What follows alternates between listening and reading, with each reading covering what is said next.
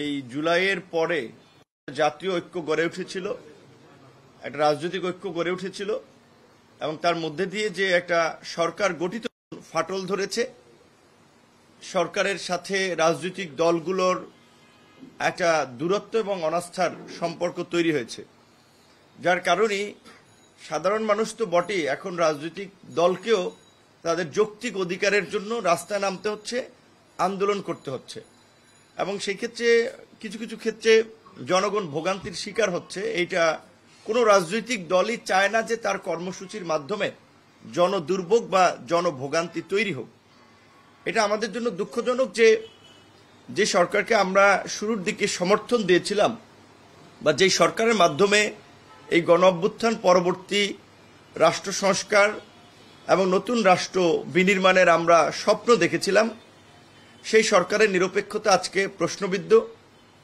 তাদের বিতর্কিত ভূমিকা এবং মন্তব্য আজকে সমাজে নানানভাবে বিভাজন তৈরি করছে। আপনারা গতকালকে লক্ষ্য করেছেন যে আমাদের এই ছাত্র নেতা না, তারা বিশেষ করে এই গণ অভ্যুত্থানের কয়েকজন নেতৃবৃন্দের দ্বারা যে দল গঠিত হয়েছে, সেখানে বিভিন্ন দলের দলছুট যারা সেই সমস্ত ওইভাবে বিভিন্ন দলে থাকতে কিন্তু কোনো উল্লেখযোগ্য অবস্থানে ছিল না। আপনারা দেখবেন বিভিন্ন দল থেকে টোকাই নিয়েছে, যাদের কোনো রাজনৈতিক ব্যক্তিত্ব নাই, চরিত্র নাই। এখন একটা নিউ প্ল্যাটফর্ম পেয়ে যেভাবে কথা বলছে, সেটা খুবই দুঃখজনক, রাজনৈতিক শিষ্টাচার বহির্ভূত এবং একটা বিদ্বেষপূর্ণ মন্তব্য, যেটা আসলে আমাদের এই জাতীয় ঐক্য এবং সংহতির ক্ষেত্রে একটা নেতিবাচক ভূমিকা পালন করছে। যে গতকালকে আমরা শুনলাম যে নতুন করে আসিফ নজরুল, সালেউদ্দিন মাহমুদ এবং ওয়াহিদুদ্দিন মাহমুদ তারা নাকি বিএনপির মুখপাত্র, বিএনপি সমর্থিত উপদেষ্টা, তাই তাদের পদত্যাগ চেয়েছে জাতীয় নাগরিক পার্টির একজন নেতা। তো এখন এই সরকারে তো সরাসরি জাতীয় নাগরিক পার্টির দুজন আছেন, মাহফুজ আলম এবং আসিফ মাহমুদ। তরুণদের দ্বারা মানুষ নতুন রাজনীতি চায়, নতুন দর্শন চায়, নতুন কিছু চায়।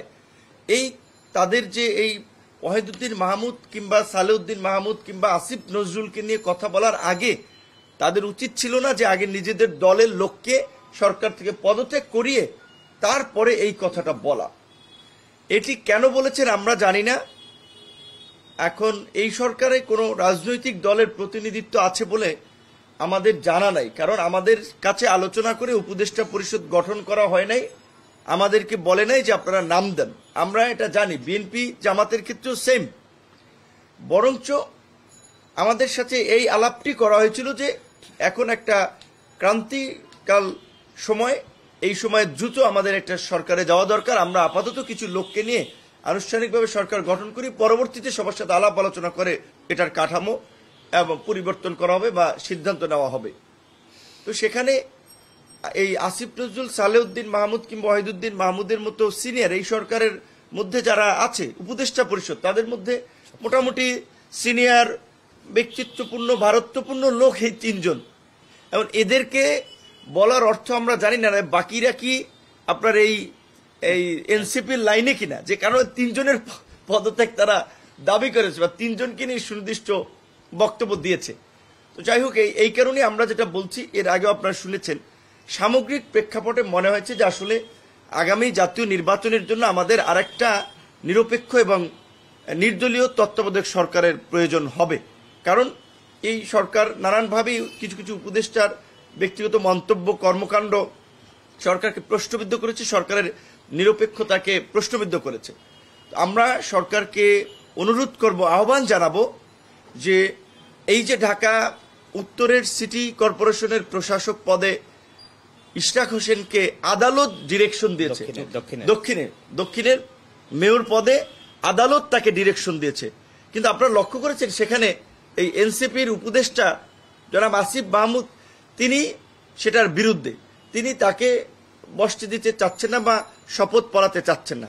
শেষ পর্যন্ত তারা আবার কোর্টে রিট করিয়েছেন এবং ইশরাক হোসেনের সমর্থকরা নগর ভবন থেকে শুরু করে এখন কাকরাইল, যমুনার বিভিন্ন জায়গায় আন্দোলন করছে। তো এই আন্দোলনের দিকে ঠেলে দিল কে? সরকার। কারণ উপদেষ্টা সে পিচ্চি হোক আর বড় হোক, গ্রাজুয়েট হোক আর আন্ডার গ্রাজুয়েট হোক, সে তো উপদেষ্টা। নাবালক হোক আর সাবালক হোক, সে তো উপদেষ্টা। এখন সেই তো এই ক্রাইসিসটা তৈরি করলো। এই যে আজকে এখন একটা দলকে জনগণের মাঝে দেখানো হচ্ছে যে তারা জনদুর্ভোগ তৈরি করে মেয়র পদে বসতে কর্মসূচি পালন করছে, কিন্তু এই পরিস্থিতিটা তো সরকার এবং এই উপদেষ্টা তৈরি করলো। এই রকমের ব্যক্তিগতভাবে যাদের বিদ্বেষ রয়েছে তারা তো উপদেষ্টা পদে থাকতে পারে না।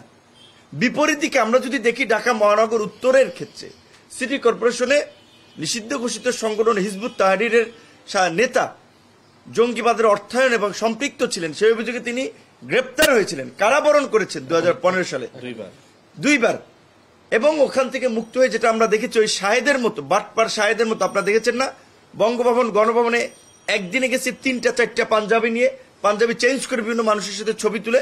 ঠিক একইভাবে আওয়ামী লীগের নেতাদের সাথে হাসান মাহমুদ, কৃষিমন্ত্রী আব্দুর রাজ্জাক, স্পিকার, বিভিন্ন মানুষের সাথে ছবি তোলা, প্রোগ্রামে যাওয়া, তিনি আওয়ামী লীগের লোক, এটা প্রমাণ করার চেষ্টা করেছেন।